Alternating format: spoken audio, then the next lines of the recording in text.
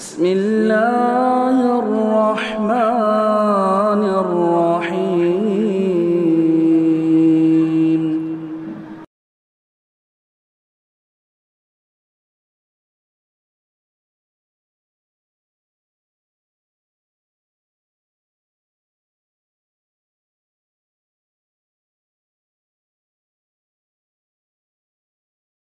الحمدللہ رب العالمین والصلاة والسلام علی سید المرسلین وعلی آلہ وصحبہ اجمعین ومن تبعہم بإحسان الی یوم الدین. اعوذ باللہ من الشیطان الرجیم. بسم اللہ الرحمن الرحیم. الف لام میم را تلک آیات الکتاب والذی انزل الیک من ربک الحق ولکن اکثر الناس لا یؤمنون. محترم حاضرین، سورہ یوسف کے بعد سورۃ الرعد ہے. ہم اس سے متعلق کچھ گفتگو کریں. اس سے پہلے کل سورہ یوسف کی ایک بات کا ذکر کرتے کرتے جو چھوٹ گیا تھا، یوں تو جس انداز میں اور جس مختصر سے وقت میں ہم قرآن کی صورتوں پر گفتگو کر رہے ہیں، اس کی ہدایات کا تذکرہ کر رہے ہیں، یہ بہت ہی مختصر ہے. اسے تفسیر نہیں سمجھنا چاہیے. یہ ایک سرسری طور سے ہم گزر رہے ہیں اور اس پر دعا کرنی چاہیے کہ اللہ رب العالمین اس کے ذریعے سے ہمیں قرآن پڑھنے، سمجھنے اور اس پر عمل کرنے کا جذبہ اور شوق عطا فرمائے.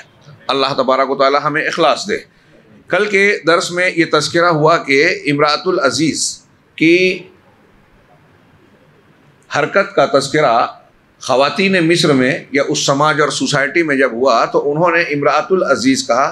ایک اشارہ کیا صاحب کتاب نے کہ نام نہیں لیا، اس لیے کہ عزیز مصر کی طرف نسبت ایک بڑے آدمی کی خبر کو لوگوں میں پھیلانے کا گویا مسالے دار مضمون مل رہا تھا اس زمانے کے اعتبار سے. یہاں امراۃ العزیز کے نام کے سلسلے میں میں ایک بات واضح کرنا چاہتا ہوں. اس کا ذکر اسی لیے ضروری سمجھا کہ ہمارے یہاں اس سلسلے میں غلط فہمیاں بہت عام ہے، اور یہ کہا جاتا ہے کہ امراۃ العزیز کا نام زلیخا تھا.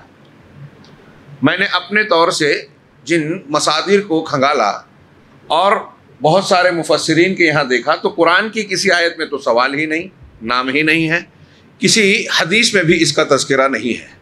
اور مولانا ابوالکلام آزاد کے ترجمان القرآن میں ان کا یہ بیان بھی مجھے ملا. وہ کہتے ہیں کہ توریت اور انجیل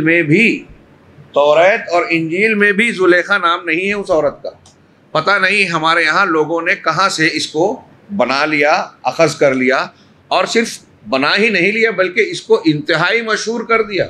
اتنا ہی نہیں، یوسف و زلیخا کی داستان کا ذکر کیا جاتا ہے عشق اور معاشقے کے طور پر، اور یہاں تک لوگ کہنے کی جرت و جسارت کر دیتے ہیں کہ قرآن مجید میں معاشقے کا تذکرہ ہے، انا للہ و انا الیہ راجعون. یہ بڑی جسارت کی بات ہے.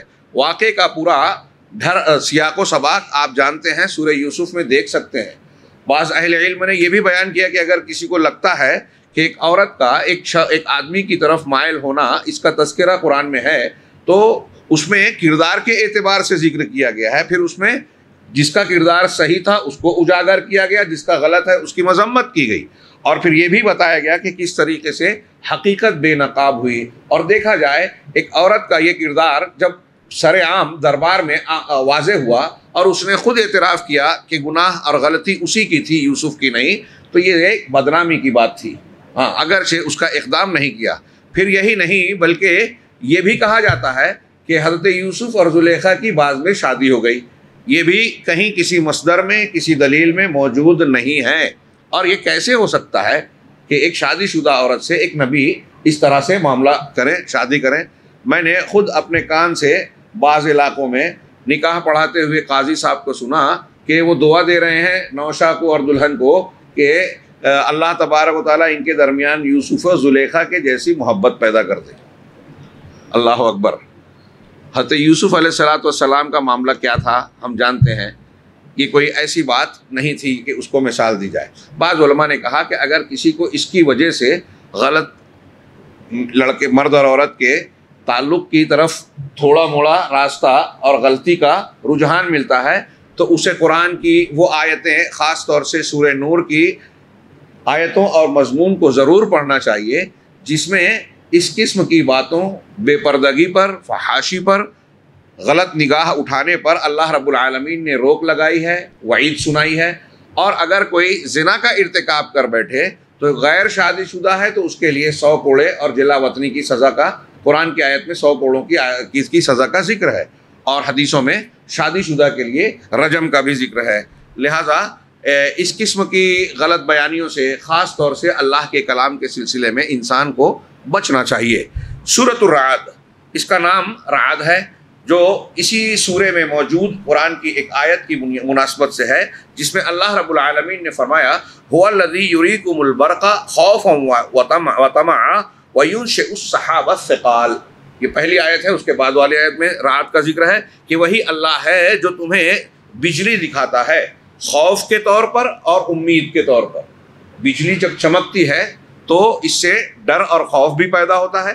پرانے زمانوں میں یہ اور رہتا تھا، اور شہروں سے جو باہر ہوتے تھے یا کھیتوں میں رہتے تھے کسان، انہیں خوف اس بات کا محسوس ہوتا ہے کہ بجلی گر جائے گی، کوئی چیز جل جائے گی، ہمارے اوپر بجلی گر جائے. اور کسانوں کو یا بہت سارے لوگوں کو اس سے امید بنتی ہے کہ جب بجلی چمکے گی، کڑکے گی تو بارش ہوگی. اور اب سائنس بھی کہتی ہے کہ بجلی کی کڑک سے اوزون کی خلا میں جو اوزون کی تہ ہے اس میں ارتعاش ہوتا ہے، اور اس ارتعاش کے ذریعے سے ہوا کے جھونکوں میں گویا ایک قسم کی پشنگ ملتی ہے، اور اس کی وجہ سے دنیا کے ماحول میں بارش اور پانی کے اعتبار سے فائدہ ہوتا ہے، ماحولیات کے اعتبار سے. ایک طرف بجلی کی کڑک دہلاتی ہے اور خوف دلاتی ہے، دوسری طرف امید دلاتی ہے. اللہ رب العالمین فرمایا وَيُنشِئُ السَّحَابَ الثِّقَالَ، اور یہ بدلیاں، یہ بادل، یہ بھاری بوجھل بدلیوں کو، یعنی ایسے بادل جس کے اندر پانی ہو اس کو اٹھا لاتی ہیں. آگے اللہ نے فرمایا وَيُسَبِّحُ الرَّعْدُ بِحَمْدِهِ، اور رعد کڑک گرج، رعد بجلی کی کڑک اور گرج کو کہتے ہیں. تو یہ گرج جو ہے اللہ کی حمد کے ساتھ تسبیح بیان کرتی ہے. کڑک کی آواز انسان کو دہلاتی ہے، لیکن یہ آواز اپنے اندر اللہ رب العالمین کی حمد و تسبیح بیان کرتی ہے. والملائکۃ، اور فرشتے بھی اللہ کی حمد کو تسبیح کے ساتھ بیان کرتے ہیں، پاکی بیان کرتے ہیں اللہ کے خوف کی وجہ سے. من خیفتہ ویرسل الصواعق، اور اللہ رب العالمین بجلیوں کو گراتا ہے. فیصیب بہا من یشاء، جس کو چاہتا ہے اس پر ڈال دیتا ہے. وہم یجادلون فی اللہ، اور وہ اللہ کے بارے میں جھگڑ رہے ہیں. وہو شدید المحال، جبکہ وہ سخت پکڑ والا، سخت تدبیر والا، سخت مواخذے والا ہے. اس صورت کے شروع سے ہی قرآن مجید کی حقانیت کا، آیتوں کا تذکرہ کرنے کے بعد اللہ تبارک و تعالیٰ نے بہت ہی مضبوط انداز میں کائنات میں بکھری ہوئی اللہ کی نشانیوں کو بطور دلیل اور حق کے واضح نشانات کے طور پر پیش کیا. اسی لیے اہل علم نے کہا کہ یہ سورۃ الرعد اس بات کا مضمون، اس مضمون کو اپنے اندر مرکزی طور سے سمیٹتی ہے کہ حق انتہائی مضبوط ہے، واضح ہے. اگر کوئی شخص اس کا انکار کر رہا ہے تو وہ گویا ہٹ دھرمی پر، عناد پر، عصبیت پر اڑا ہوا ہے. ورنہ حقیقت میں اتنی مضبوط دلیلوں کو دیکھتے ہوئے دنیا کا کوئی عقل اور شعور والا انسان توحید کو، دین کی پیش کی ہوئی حقیقتوں کو رد نہیں کر سکتا، انکار نہیں کر سکتا. شروع میں بھی لوگوں کا ذکر ہے، اس بات کا ذکر ہے قرآن کی پہلی آیت میں، سورہ رعد کی پہلی آیت میں حروف مقطعات کے بعد کہا گیا کہ یہ اللہ کی یہ کتاب کی آیتیں ہیں. والذی انزل الیک من ربک الحق، اور جو کچھ تمہارے پروردگار کی طرف سے نازل کیا گیا ہے وہ حق ہے، سچ ہے، باطل کی ضد حق ہے. اس کا مطلب اس کے خلاف جو ہوگا وہ باطل ہوگا. ولکن اکثر الناس لا یعلمون، حق ہونے کے باوجود اکثر لوگ ایمان نہیں لاتے. شروع میں یہ کہا گیا اور آخر میں کہا گیا وَيَقُولُ الَّذِينَ كَفَرُوا لَسْتَ مُرْسَلًا، کافر لوگ کہتے ہیں آپ سے کہ آپ رسول نہیں ہیں. قُلْ كَفَىٰ بِاللَّهِ شَهِيدًا بَيْنِي وَبَيْنَكُمْ، آپ کہہ دیجئے کہ اللہ میرے اور تمہارے درمیان بطور گواہ کے کافی ہے. وَمَنْ عِنْدَهُ عِلْمُ الْكِتَابِ، اور وہ شخص بھی گواہی دے سکتا ہے، دیتا ہے جس کے پاس علم الکتاب ہے.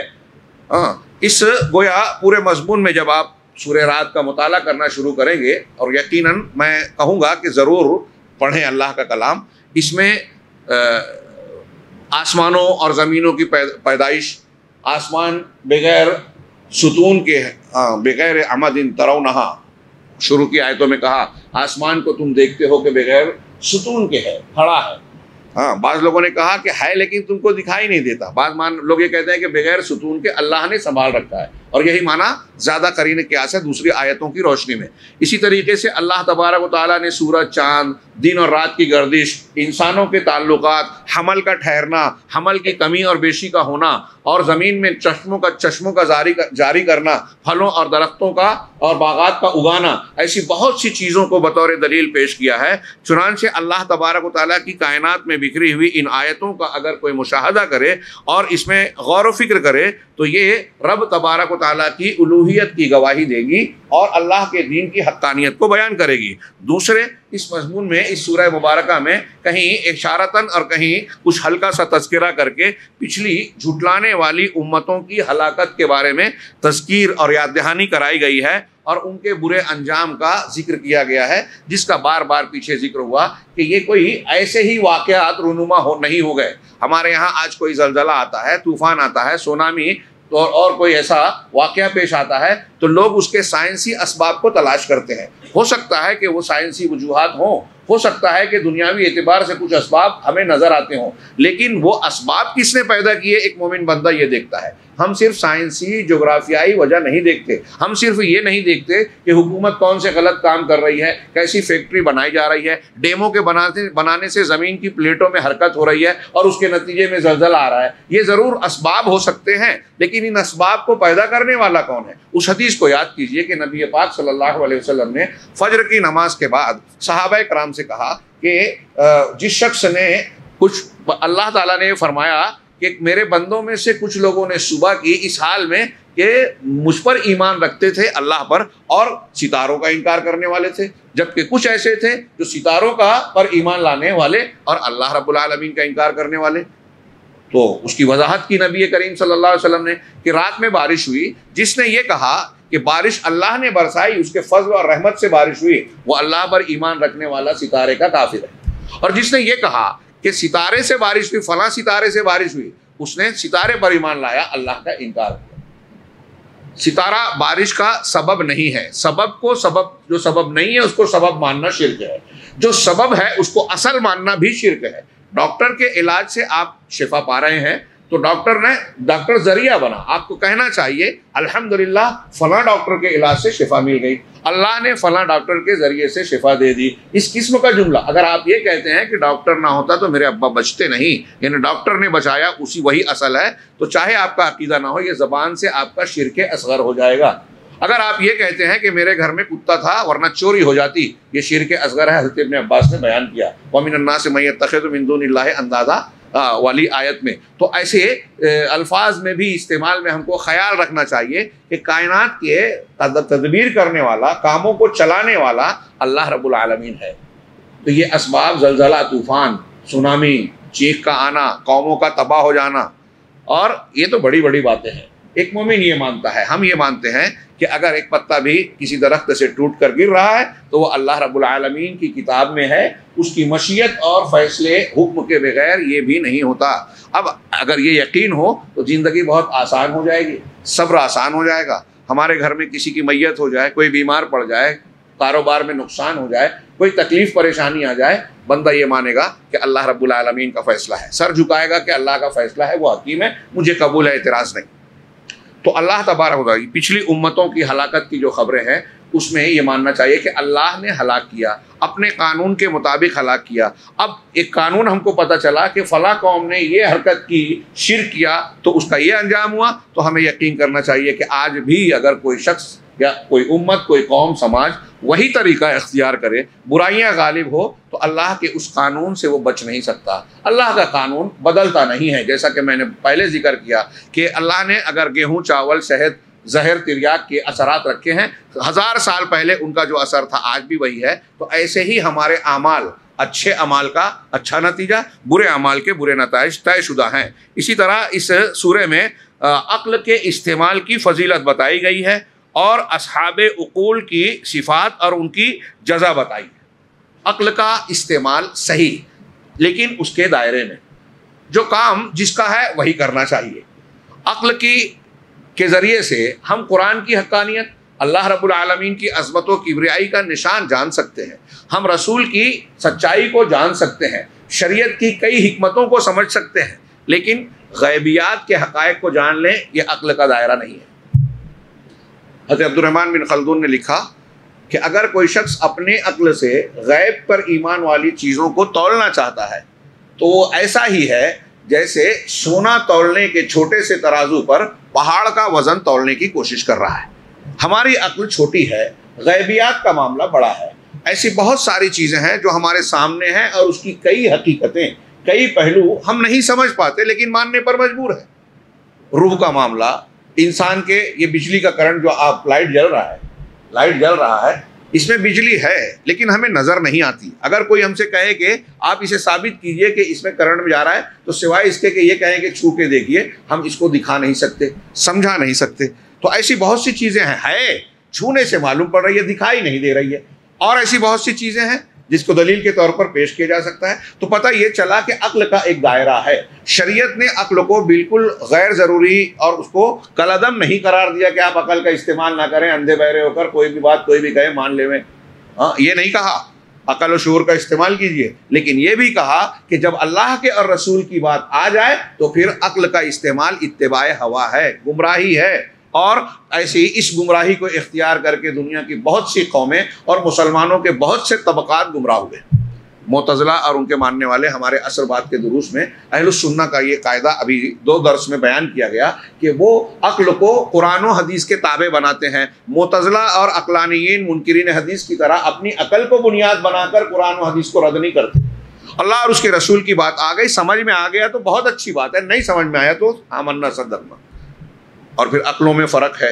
ایک چیز 100 سال پہلے لوگ نہیں سمجھتے تھے، آج سمجھ رہے ہیں، تو 100 سال پہلے والوں کو انکار کر دینا تھا، آج والوں کو ماننا ہے۔ کیا یہ اصول بنا؟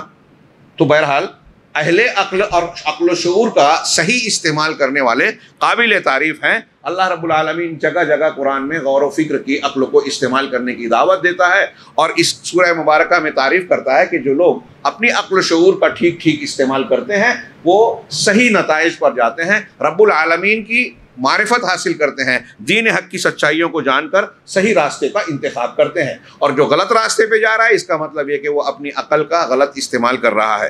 ایک مضمون یہ ہے کہ اس سورہ مبارکہ میں انبیاء اور رسولوں کے سلسلے میں اللہ تعالیٰ کی سنت کا بیان ہے کہ انبیاء اور رسولوں کا معاملہ کیا ہوتا ہے، اور یہ بیان کیا گیا ہے کہ اللہ نے ان انبیاء کی بیویاں بچے بنائے تاکہ وہ اپنے بعد والوں کے لیے نمونہ بنے، اور وہ خاندان گھر بار کی ذمہ داریاں اٹھانے کے لیے نبیوں کو سامنے رکھیں۔ قرآن کی یہاں سورہ رعد کی آیت ضرور پڑھیں، وَلَقَدْ أَرْسَلْنَا رُسُلًا مِّن قَبْلِكَ وَلَقَدْ أَرْسَلْنَا رُسُلًا مِّن قَبْلِكَ وَجَعَلْنَا لَهُمْ أَزْوَاجًا وَذُرِّيَّةً وَمَا كَانَ لِرَسُولٍ أَن يَأْتِيَ بِآيَةٍ إِلَّا بِإِذْنِ اللَّهِ لِكُلِّ أَجَلٍ كِتَابٌ۔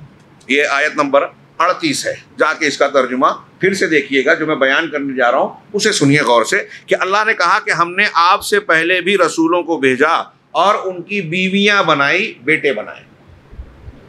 کتنی کلیئر بات ہے اللہ کے کلام کی، صاف ستھری، غیروں کو جو نہیں سمجھی، اپنوں کو بھی سمجھ میں نہیں آ رہی ہے۔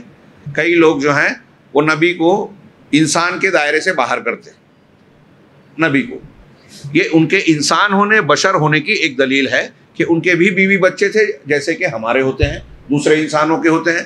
تو بیوی کا ہونا، بچوں کا ہونا، یہ ان کے انسان ہونے کی دلیل ہے، اور انسان ہے اس لیے انسانوں کے لیے نمونہ ہے، جیسا کہ آگے بتایا گیا۔ انسان ہے، انسانوں کے لیے نمونہ ہے۔ دنیا میں اگر آپ دیکھیں بعض مذاہب نے روحانیت اور دینداری کا راستہ جب بتایا کہ ہمیں روحانیت میں اعلیٰ مقام حاصل کرنا ہے، تو انہوں نے یہ کہا کہ دنیا داری سے تیاگ حاصل کیا جائے، سنیاس لیا جائے، رہبانیت اختیار کی جائے۔ عیسائیوں میں دیکھیے، بڑا دلچسپ، امام باقر لانی کا ایک عیسائی بادشاہ نے مسلم خلیفہ سے کہا کہ آپ کوئی عالم بھیجیے، ہم اسلام اور عیسائی مذہب سے متعلق بات کرنا چاہتے ہیں، ہمارے کچھ پادری آپ سے بات کریں گے۔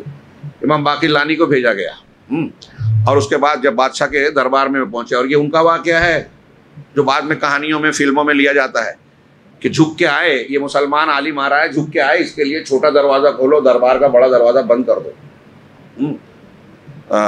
کہتے ہیں کہ ہمارے جو جہانگیر کے سامنے مجدد الفسانی جن کو کہا جاتا ہے، ان کے ساتھ بھی ایسا ہوا، ان کے ساتھ بھی ہوا کہ فرشی سلام نہیں کریں گے۔ تو بہرحال وہ چھوٹا دروازہ کھولا گیا، جب جانے لگے تو ان کو فوراً احساس ہو گیا کہ جھکنا پڑے گا، تو پہلے پیر اندر ڈالا۔ بہرحال وہ اندر گئے، بادشاہ کے پاس جو ہے عیسائی پادری بیٹھے ہوئے تھے، ان سے ملاقات کر کے، جیسے ہمارے یہاں سلام علیک صلیح خیر خیریت ہوتی ہے، تو خیریت پوچھنے ہوئے انہوں نے پادری سے کہا کہ آپ کے بیوی بچے کیسے ہیں، آپ کے بیوی بچے کیسے ہیں؟ تو وہ بھی چمک گئے اور بادشاہ سلامت بھی ٹیڑھے ہو گئے. کہا آپ کو آپ کے خلیفہ نے بھیجا یہ سمجھ کر ہم سب آپ کا استقبال کر رہے ہیں کہ آپ صاحب علم آدمی ہیں، جانکار آدمی ہیں، تو کیا آپ کو ہمارے مذہب کی یہ بنیادی تعلیم اور یہ چیزیں بھی نہیں پتہ کہ جو مذہبی شخصیات ہوتی ہیں ہمارے یہاں، پادری، قسیس، راہبان، راہب جو کہتے ہیں، وہ شادی نہیں کرتے، ان کے یہاں نن ہوتی ہے نا، وہ بھی شادیاں نہیں کرتی. تو کہا ہمارے یہاں شادی نہیں ہوتی، آپ کو پتہ نہیں ہے؟ تو بولے پتہ تو تھا، لیکن مجھے تعجب ہوتا ہے کہ آپ لوگوں نے اللہ کی بیوی بنا دی اور اپنی بیویوں کو حرام کر لیا. حضرت مریم علیہ السلام کو آپ کہتے ہیں نعوذ باللہ کہ اللہ کی بیوی ہے، تو اللہ رب العالمین جو تمام چیزوں سے بالا تر اور پاک ہے اس کی بیوی بنا دی، اور جو انسان ہیں ان کے بارے میں کہا کہ ان کی بیوی نہیں رہے گی. شرمندہ ہو گئے، لاجواب ہو گئے اور سمجھ گئے کہ یہ زیادہ ٹیڑھا آدمی ہے، ہاں نپٹنا مشکل ہے. بہرحال تو ایک چیز یہ کہ ان انبیاء کو دیکھیے، وہاں دیکھیے کہ رہبانیت اختیار کرنے کے چکر میں جو لوگ دینداری اور رہبانیت اور روحانیت کو اعلیٰ مقام دلانے کے لیے یہ کہتے ہیں کہ دنیا کو تیاگ دیا جائے. ہاں وہ ہندوؤں میں چار ورگ ہے، گرہستھ آشرم، 4 آشرم. ہاں پہلا آشرم کیا ہے، پھر اس کے بعد گرہستھ آشرم، پھر اس کے بعد ایک ہے، پھر اس کے بعد سنیاس ہے، بنواسی آشرم، اور پھر سنیاس ہے. اس میں سب کچھ چھوڑ چھاڑ کے نکل جانا ہے. بدھ مذہب میں، جین مذہب میں تیاگ دینا، چھوڑ چھاڑ دینا. ہاں جینی لوگ سب چھوڑ دیتے ہیں، کہتے ہیں یہ اعلیٰ مقام ہے، اور زیادہ تر وہ لوگ بڑھاپے میں چھوڑتے، جب آدمی ایسے بھی ریٹائر ہو جاتا ہے. ہاں تیاگ دینا کمال کب ہے؟ جب آپ جوان ہو، تقاضے ہوں کھانے پینے کے، بیوی بچوں کے، اس وقت چھوڑے نا. شادی بیاہ کر لی، بچے ہو گئے، کاروبار لگ گیا، کروڑ پتی بن گئے، اس کے بعد جب بڑھاپے میں سب بچے کاروبار سنبھالے، کہا اب ہم نے تیاگ دے دیا. یہ کون سا کمال ہوا؟ ویسے بھی تو ریٹائر ہو کے گھر میں بیٹھنا تھا. خیر کچھ جوان بھی دیتے ہیں ان کے یہاں جو جوشیلے جذباتی ہوتے ہیں. تو ان کے یہاں یہ غیر فطری اصول ہے. یہ کئی مذاہب میں، جین مذہب میں، بدھ مذہب میں، عیسائیت میں، ایک طرف یہ معاملہ دیکھتے ہیں کہ روحانیت کے نام پہ مادی خواہشات اور فطرت کے تقاضوں کو کچل ڈالا جائے. دوسری طرف اس کے رد عمل میں ہم دیکھتے ہیں کہ جو مادہ پرستانہ مذاہب نے سر اٹھایا، خاص طور سے جدید دور کے 300-400 سال میں جو ازمس اور مذاہب سامنے آئے، اس میں بنیاد جو ہے بطن اور فرج کی خواہشات اور ضرورت کو کرا گیا. ڈارون کا نظریہ ہو، فرائیڈ کا ہو، یا اور کچھ سارٹر ہو اور دوسرے فلاسفہ ہوں. ہاں ان لوگوں نے یہ کہا کہ بھائی ہم دیکھتے ہیں کہ دنیا میں جانور ہے، جانور ہوتے ہیں، ان کا کیا زندگی کا حاصل ہے؟ بھوک لگتی ہے کھاتے ہیں، اور شہوانی ضرورت پڑتی ہے تو نر مادہ مل لیتے ہیں. ایسے ہی انسان بھی ایک جانور ہے، اس کو بھی ایسی چھوٹ ہونی چاہیے. یہ کیا پابندیاں لگا رکھی ہے، شادی کرنا پڑے گا، فلاں سے شادی نہیں کر سکتے، لہٰذا اگر جو ہے بھائی بہن بھی اگر چاہیں تو مل جائیں. یہ فرائیڈ کے نظریے میں ہے. بچہ ماں سے کے سینے سے دودھ پیتا ہے تو وہاں بھی جنسی لذت حاصل کرتا ہے. انا للہ و انا الیہ راجعون. ایسی بکواس کی انہوں نے، اور نہ جانے کتنے فلسفے گڑے جس کا عذاب علیم کی شکل میں یورپ نتیجہ بھگت رہا ہے. رشتے ختم، ہاں نئی نئی بیماریاں نفسیاتی، جسمانی، ہاں خاندان ٹوٹ گئے، پتہ نہیں کون کس کا باپ ہے، کون کس کا بیٹا ہے، کون چاچا ہے، کون وارث ہے، کون وارث نہیں ہے، اور ایسے بہت سارے مسائل سنگین. اور اس کی چمک دمک دیکھ کے ہمارا پڑھا لکھا نیا طبقہ وہ متاثر ہوتا ہے. اتنے سنگین مسائل کے بیچ تو وہاں مادہ پرستی، مادے کو درجہ دیا گیا، تو وہاں کہ یہ روحانیت، اخلاق، معنویت یہ کوئی مطلب نہیں رکھتی، یہ انسان کا انفرادی معاملہ ہے. ارے بھائی ایک انسان کو بھی جانور کی طرح آزادی ملنا چاہیے. فلسفے الگ الگ ہے، تھوڑے تھوڑے فرق سے میں نے 1-2 کا ذکر کیا کہ آزادی ملنا چاہیے. اور اگر آزاد ہے تو گورنمنٹ کی طرف سے قانون جو بننا چاہیے، بھائی لڑکا لڑکے کے ساتھ رہنا چاہتا ہے تو اس کی شادی کی اجازت دی جائے، لڑکی لڑکی کے ساتھ رہنا چاہتی ہے تو وہ دونوں گھر بسا لے میں. بتائیے کہ کیا یہ فطرت ہے، نیچر ہے؟ مرد مرد، عورت عورت ساتھ ساتھ رہے. آج ہمارے یہاں بعض ملکوں میں اس کو قانونی شکل میں اجازت دی جا رہی ہے. تو یہ دونوں افراط و تفریط ہے. روحانیت کے نام پر جسمانی تقاضوں کو کچل ڈالنا، اور جسمانی تقاضوں کو مادہ پرستی کے تقاضوں کے نام پر روحانیت اور اخلاق کو خون کر دینا، دونوں گمراہی ہے. اسلام میں روح اور جسم دونوں کے تقاضوں کا لحاظ کیا گیا ہے. اور اللہ بتاتا ہے کہ جو انسانوں کے لیے نمونہ بن کے پوری انسانی تاریخ میں جن لوگوں کو بطور نبی اور پیغمبر کے بھیجا گیا، وہ شادیاں کرتے تھے، ان کی بیویاں تھیں، بچے تھے. اور یہ بھی ایک کمال کی بات، ایک پوائنٹ اور ایک نقطہ بیان کر دوں کہ عام طور سے انبیاء کرام میں جن کی تفصیل آپ کو صحیح روایتوں میں ملے گی کہ انہوں نے شادیاں کتنی کی، تو زیادہ تر میرے علم کے مطابق آپ کو یہی ملے گا کہ انبیاء نے بھی ایک سے زیادہ شادی ہی کی. حضرت ابراہیم علیہ السلام کے قصے میں آپ پڑھتے ہیں ہر سال حضرت ہاجرہ حضرت سارہ کا 2 کا تو ذکر ہے، کچھ لوگ کہتے ہیں 3-4 کیا تھا، 3 کیا تھا. حضرت یعقوب علیہ السلام، حضرت یوسف اور بنیامین الگ بیوی کے تھے، باقی اولاد دوسری بیوی کے تھے، ان کی کئی بیویاں تھیں. حضرت سلیمان علیہ السلام، ان کی 90 اور 99 بیویوں کا ذکر ہے. حضرت داؤد علیہ السلام کئی بیویوں کا ذکر ہے. یہ تو وہ انبیاء برحق ہیں جو ہمارے یہاں جو دھرم اور مذہب کے لوگ جو اس پر تنقید کرتے ہیں اور جس مذہب کا اثر کی بنیاد پر ہماری مائیں بہنیں اور ہم لوگ جو ہے اس دینی شرعی قانون پر اعتراض کرتے ہیں، ہیلے بہانے سے رد کرنے کی کوشش کرتے ہیں، بہت بڑی جسارت. غور کریں وہ.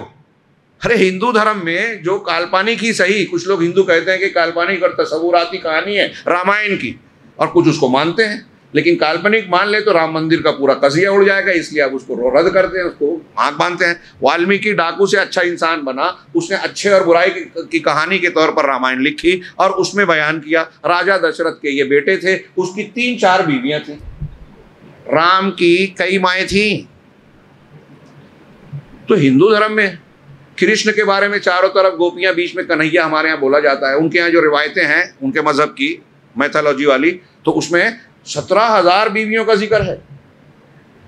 یہ اور بھی کچھ کم زیادہ بھی ہے، میں نے جو پڑھا شیخ ضیاء الرحمن صاحب نے ہندو مذہب کی کتابوں سے نقل کیا.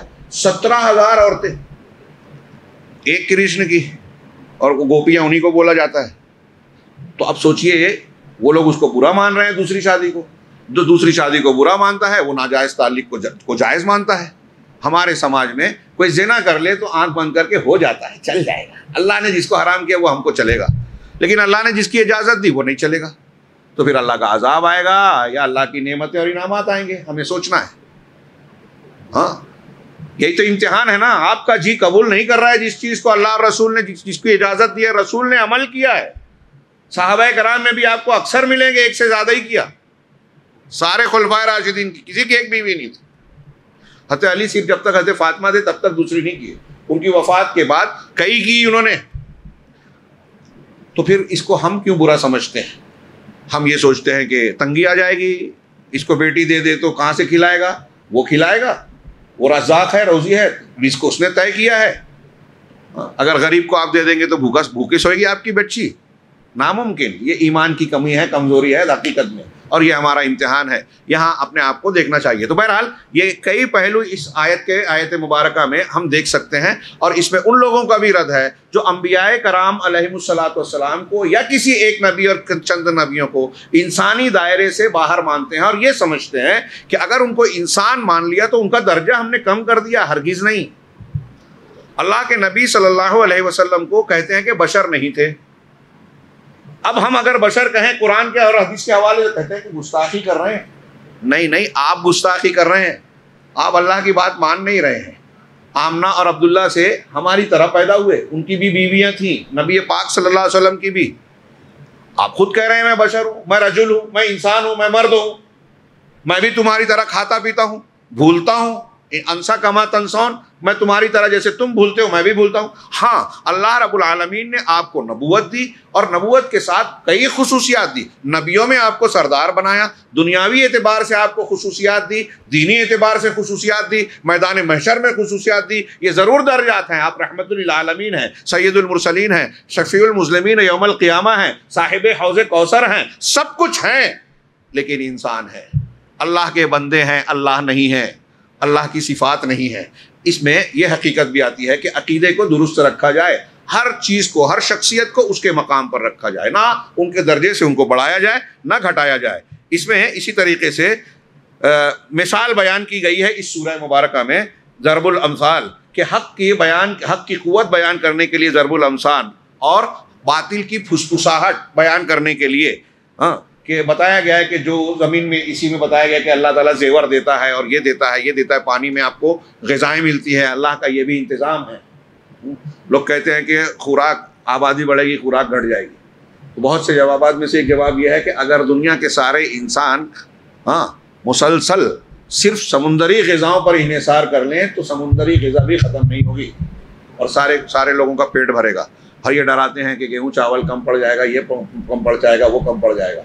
تو بہرحال اللہ رب العالمین نے سمندر میں بہت سی, اس سورہ مبارکہ میں ذکر ہے کہ اس میں سے کچھ ایسی چیزیں نکالتے ہیں آپ جس سے آپ زیور بنتے ہیں, زیور کے طور پر قیمتی چیزیں استعمال ہوتی ہیں, اور مچھلیاں ہیں, غذائیں ہیں.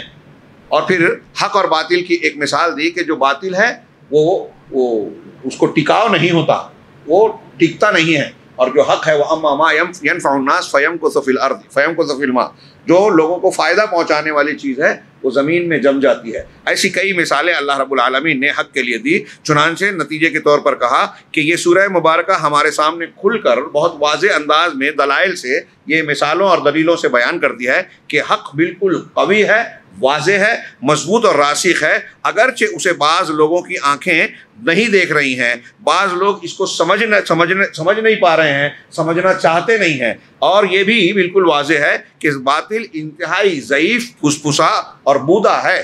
وَإِن كَانَ أَمَامَ النَّاسِ ظَاهِرًا, اگرچہ وہ لوگوں کو طاقتور نظر آتا ہے. ہمیں آج دکھائی دیتا ہے, کچھ نوجوان سوال کرتے ہیں کہ اگر مسجد توڑنے والے, فلسطین پر حملہ کرنے والے, قوموں کے ساتھ ظلم کرنے والے یہ جھوٹ بول رہے ہیں, ملٹی نیشنل کمپنیاں جو ہیں لوگوں کا استحصال کر رہی ہیں اور لوگوں کی جان مال سے کھیل رہی ہیں, جھوٹی دوائیں, غلط دوائیں, پہلے بیماری لانچ کرتے ہیں پھر دوائیں بیچتے ہیں, اور بہت سارے فراڈ کرتے ہیں, لوگوں کی جان مال سے کھیل رہے ہیں, بستیوں کو اجاڑ دیتے ہیں, جلا دیتے ہیں. ایک بلڈنگ بنانا ہے تو بستیوں میں آگ لگوا دی, اور ایسے معلوم نہیں کون سے کھیل ہوتے ہیں. تو پھر یہ پنپ کیسے رہے ہیں, ترقی کیسے کر رہے ہیں؟ تو یہ اللہ رب العالمین کی سنت ہے. میں تھوڑی دیر کے لیے یہاں یہ سمجھانے کے لیے آپ سے بولوں کہ غور کیجئے کہ ایسا تو نہیں ہوا نا کہ فرعون نے مظالم ڈھائے, بنی اسرائیل کے بچوں کو قتل کر رہا تھا, لڑکیوں کو چھوڑ رہا تھا, غلام بنا رکھا تھا, برسہ برس کیا نا, تو کیا پنپ گیا؟ اب اس زمانے میں جو زندہ تھا وہ شکایت کر رہا تھا ہماری طرح. موسیٰ علیہ السلام سے کہہ رہا ہے کہ آپ کے آنے سے پہلے بھی ہم ستائے گئے, آپ کے آنے کے بعد بھی وہی حال ہے. پھر حضرت موسیٰ نے کہا کہ تم ایسا کرو, اللہ تمہارے دشمنوں کو ختم کر کے تم کو زمین میں خلافت دے دے گا. تو ہمیں صبر کرنا چاہیے. اللہ کے قانون ایسا نہیں ہے کہ آپ نے غلطی کی اور غیب سے فرشتے نے تماشا مارا اور غائب. ڈھیل دیتا ہے, موقع دیتا ہے, توبہ کر لو, سدھر جاؤ. یہ اللہ کی رحمت کا حصہ ہے اور اس کا قانون قدرت ہے. جب ایک آدمی کے خلاف حجت پوری ہو جاتی ہے, اس کی ڈھیل کی مدت ختم ہوتی ہے, تو پھر کتنا بڑا بھی فرعون ہو اس کی رسی اللہ یوں ہی کھینچ لیتا ہے کہ لوگوں کی سمجھ میں نہیں آتا. آسانی سے اسے پوری کائنات کو تباہ کر دینا اس کے لیے کوئی بات نہیں ہے, صرف کن کہنے کی ضرورت ہے. تو یہ لوگوں کو نظر آتا ہے کہ باطل چلتا پھرتا ہے. اور میں ایک بات اکثر کہا کرتا ہوں, یہ بھی اپنے حق کی قوت کو, اپنے آپ کو تسلی دینے کے لیے, حق پر جمے رہنے کے لیے یہ بات بھی ذہن نشین رکھنا چاہیے. کئی لوگ ایسے ہیں جو سوچتے ہیں کہ بھائی جو باطل ہے انہی کو کیوں. علامہ اقبال نے جو شکوہ میں کہا تھا جواب بھی دے دیا تھا کہ کافر کو ملے اور کافر کو ملے حور و قصور, اور مومن کو فقط وعدہ حور. ہے نا, آتا ہے کبھی کبھی دماغ میں, ترجمانی کی انسانی نفس کی.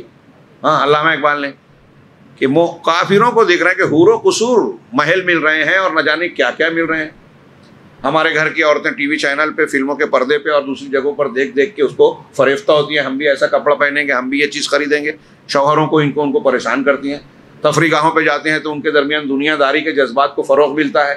دین, آخرت, جنت کا شوق نہیں رہتا, دنیا کا شوق یہ پیدا کیا جاتا ہے, ضرورتیں بنائی جا رہی ہیں. تو میں یہ کہتا ہوں, میں یہ سمجھانا چاہ رہا ہوں کہ باطل پرست قوتیں مزے میں نظر آتی ہیں, محلوں میں نظر آتی ہیں, دولت میں نظر آتی ہیں, قوت اور بظاہر اوپر نظر آتی ہیں دنیاوی اعتبار سے. اور جو لوگ حق والے ہیں, پورے انبیاء کی تاریخ دیکھ لیجئے, چند نبیوں کو چھوڑ کر جن لوگوں کو اللہ نے بادشاہت وغیرہ دیا تھے, سلیمان تھے, داؤد, باقی آپ دیکھیں تو ان کے حالات دنیاوی اعتبار سے آپ کو کمزور نظر آئیں گے. تو میں ایک سوال کرتا ہوں لمبی چوڑی تقریر کی بجائے, کہ آپ تھوڑی دیر کے لیے سوچئے کہ اگر فرعون اور موسیٰ علیہ السلام, ایک طرف فرعون کی بادشاہت اور ساری قوت, طاقت, حکومت ہے, ایک طرف حضرت موسیٰ علیہ السلام ہے جن کے پاس دنیاوی اعتبار سے کوئی طاقت قوت نظر نہیں آتی. دونوں کو سامنے رکھیے اور یہ سوچئے کہ اگر موسیٰ علیہ السلام فرعون کی طرح اور فرعون کی جگہ ہوتے, حضرت موسیٰ کے پاس وہ حکومت ہوتی جو فرعون کے پاس تھی, وہ فوج ہوتی، لشکر ہوتے، اسباب ہوتے جو فرعون کے پاس تھے، اور فرعون موسیٰ علیہ الصلوۃ والسلام کی طرح غریب ہوتا دنیاوی اعتبار سے، اس کے پاس طاقت، قوت، فوج کچھ بھی نہ ہوتا، تو کتنے لوگ فرعون کی بات مانتے؟ فرعون کیا یہ ڈیرنگ سے بول سکتا تھا جو اس نے کہا حکومت کی کہ میں تمہارا رب اعلیٰ ہوں؟ جہاں بولتا تو لوگ اسے کچل ڈالتے۔ حق اور باطل میں مقابلہ اسی وقت ہوتا ہے جب حق کو بظاہر قوت ملتی ہے اور انسان یہ دیکھتا ہے کہ اگر ہم سچائی کے راستے پہ جائیں گے تو پریشانی جھیلنا پڑے گی، مصیبت تکلیف آئے گی، صبر کرنا پڑے گا، اور باطل کے یہاں جائیں گے تو ہم کو حلوہ مانڈے ملیں گے، ٹکٹ ملے گا، ہاں الیکشن جیت جائیں گے تو پھر جھوپڑے سے کوٹھی میں آ جائیں گے، وہ 4 دن کی چاندنی ملے گی۔ ہاں یہ جو چمک دمک نظر آتی ہے، تو یہ چمک دمک ہی تو فریفتہ کرتی ہے، حق سے ہٹا دیا۔ اگر حق والے طاقتور ہو جائیں، سچائی کو ماننے پر آپ کو دنیا بھی ملنے لگے، تو کون پیچھے رہے گا قربانی دینے میں؟ بظاہر وہی پیچھے، امتحان ہوگا ہی نہیں اللہ کا۔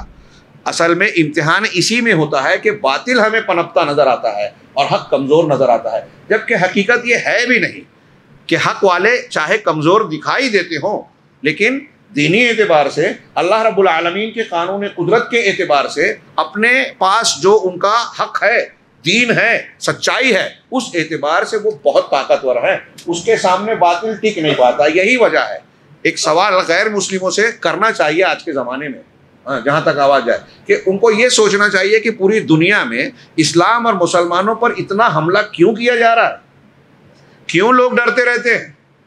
کیوں روز کتاب، روز کہتے ہیں 9/11 کے حملے کے بعد پر ڈے اسلام اور سلفیت کے خلاف بطور خاص انٹرنیشنل لیول پر پر ڈے منیمم 2 کتابیں مارکیٹ میں آ رہی ہیں، 2 کتاب۔ کتنے ویب سائٹس ہیں، کتنے ٹی وی چینلز ہیں، کتنے میگزین ہیں، ذرائع ابلاغ کے کتنے، اور ٹرینڈ تربیت یافتہ کتنے مبلغین ہیں، مشنریز ہیں جو اسلام اور مسلمانوں کے خلاف ہی صرف کام کر رہے ہیں، کسی مذہب کے خلاف نہیں کر رہی۔ کیوں کر رہی ہیں؟ حکومتیں بھی کیوں ٹارگیٹ کر رہی ہیں؟ تھوڑی دیر کے لیے سوچیں۔ وہ اگر اسلام باطل ہوتا نا تو اتنی محنت کرنا نہیں پڑتی ان کو۔ ڈر اس سے ہے اس لیے کہ حق ہے، اور یہ سارے لوگوں کا دشمن ہونا ہمارے لیے ٹینشن کی بات نہیں ہے، خوشی کی بات ہے کہ یہ علامت ہے، نشانی ہے اس بات کی کہ ہم اہل حق ہیں۔ مسلمانوں میں بھی جتنے بدعتی ہیں وہ سنت والے سے نفرت کرتے ہیں۔ امام حاکم نے روایت نقل کی بات سلف سے کہ روئے زمین پر جتنے بدعتی ہیں اہل حدیث سے ضرور بغض رکھتے ہیں، اہل باطل اہل حق سے سب بغض رکھیں گے۔ اسرائیل کے لوگ جب لے گئے تھے فلسطین کے ایک امام کو اور ان کو بلا کے، بہت لمبا چوڑا واقعہ ہے، چھپا تھا، علامہ البانی کے سامنے بیان کیا گیا، انہوں نے کہا آنکھ کھول کے پٹی کھول کے ہم اس لیے لائیں کہ آپ مسلمانوں میں پیغام پہنچا دو کہ یہ جو سلفی مذہب ابو بکر صدیق اور عمر فاروق والا مذہب اختیار کرنے کی بات کرتے ہیں، یہ ہم کو برداشت نہیں ہے، باقی تم جو بھی کام کرتے ہو، تحریک چلاتے ہو، ہم کو کوئی لینا دینا نہیں، اس سے ہم کو فرق نہیں پڑتا۔ انہوں نے جب آ کے بتایا تو اللہ البانی صاحب کو کسی نے ذکر کیا، بنارس کے محدث میں یہ واقعہ چھپا تھا، تو میں نے علامہ البانی نے پوچھا کیا یہ صحیح ہے، کیا یہ صحیح ہے؟ کہا بھائی امام صاحب تو بیان کر رہے ہیں، کہا اگر یہ صحیح ہے تو یہ سلفیوں کے لیے خوشخبری ہے کہ اسلام کا جو سب سے واضح کھلا دشمن ہے وہ یہ جانتا ہے کہ اصلی اسلام کیا ہے، جس سے اس کو خطرہ ہے۔ جس حق سے باطل کو خطرہ نہ ہو وہ حق ہو ہی نہیں سکتا۔ باطل کو جس سے خطرہ ہوگا وہی حق ہے۔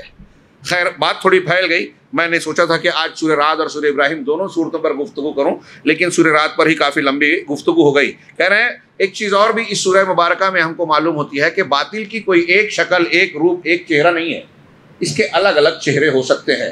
تجارتی شکل میں، تاجروں کی شکل میں بھی آ سکتا ہے، عام گنہگاروں کی شکل میں، اور اسی طریقے سے کوئی ظالم سرکش ہے حکومت کے حکمراں کی شکل میں، ہاں، اور حق جو ہے وہ قوی ہے جو اپنے سے علاوہ کے اوپر جو ہے بالکل غالب رہتا ہے۔ چنانچہ سورہ مبارکہ میں یہ پیغام دیا گیا کہ ہم مختلف شکلوں میں آنے والے، کہیں منکرین حدیث ہیں، کہیں کوئی اور شکل صورت میں کہ انسانیت کا مذہب ہم پیش کر رہے ہیں، مذہب میں تعصب ہے، آپ یہ مذہب اور وہ مذہب کی بات کرتے ہو تو نفرت پیدا ہوتی ہے، لہٰذا سارے انسانوں کو ہم لے کے چلیں، یہ انسانی مذہب ہے، ایسی بہت ساری شکلیں آئے گی، لیکن حق جو ہے قوی ہے، ان کے یہاں گھسپسا پن ہوگا، حق جو ہے وہ طاقتور ہے اور باطل جو ہے لجلجا ہے۔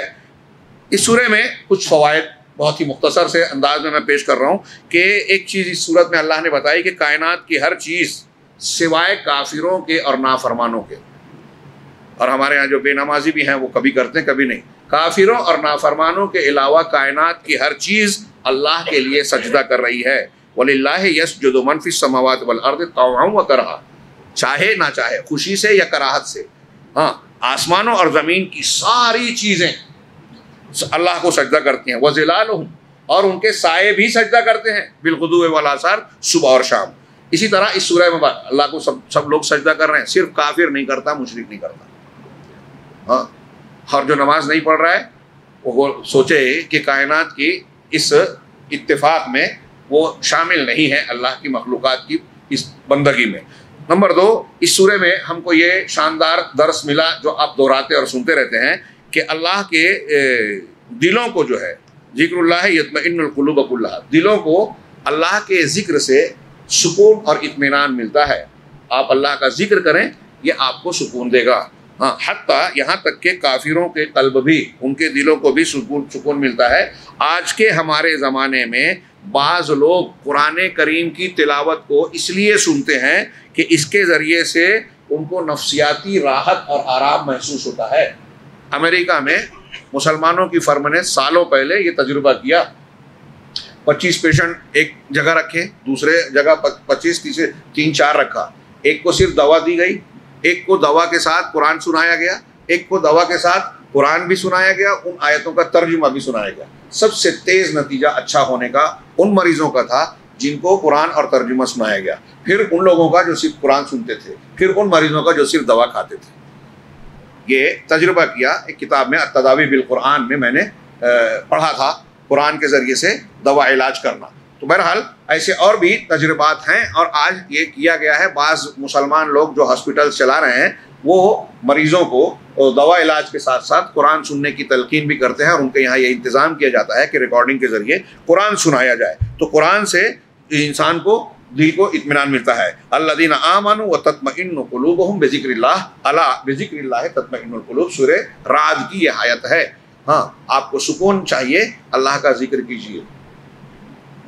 ٹینشن کی ایک دعا اللہ کے رسول نے بتائی، اللہ اللہ ربی لا اشرک بہ شیئا، اللہ میرا رب ہے، میں اس کے ساتھ شرک نہیں کرتا۔ بخاری کی روایت ہے، کیا ہے، لا الہ الا اللہ العظیم الحلیم، لا الہ الا اللہ رب السماوات و رب الارض، کیا ہے، رب العرش العظیم، لا الہ الا اللہ رب السماوات و رب الارض و رب العرش الکریم۔